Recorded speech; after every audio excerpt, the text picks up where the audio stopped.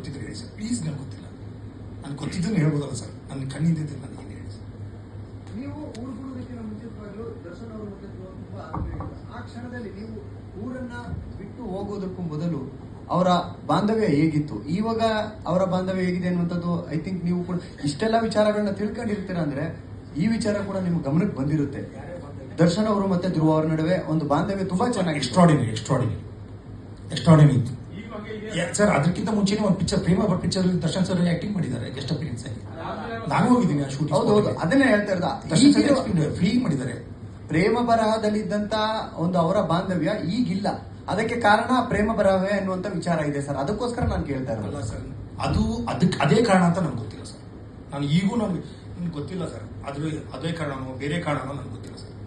Please ಅದನ್ನು ನನಗೆ ಗೊತ್ತಿಲ್ಲ, ನಾನು ಹೆಂಗೆ ಹೇಳಿ ಸರ್, ಕ್ಷಮಿಸ್ಬಿಡಿ ಪ್ಲೀಸ್, ನನಗೆ ಗೊತ್ತಿಲ್ಲ ಸರ್. ಅದೇ ಸರ್, ಸ್ಟಾರ್ ಬಿಜ್ ಅಂತ ಒಂದು ಸೆಲೆಬ್ರಿಟಿ ಮ್ಯಾನೇಜ್ಮೆಂಟ್ ಕಂಪನಿ ಮಾಡ್ತಾ ಇದ್ದೀನಿ.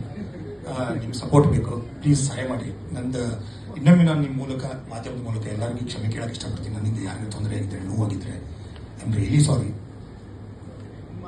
ಏನೋ ಒಂದು ಮಾಡಬೇಕು ಅಂತ ಬಂದಿದ್ದೀನಿ, ನೀವೆಲ್ಲ ಸಪೋರ್ಟ್ ಮಾಡಿ ಅಂತ ಕೇಳ್ಕೊತೀನಿ.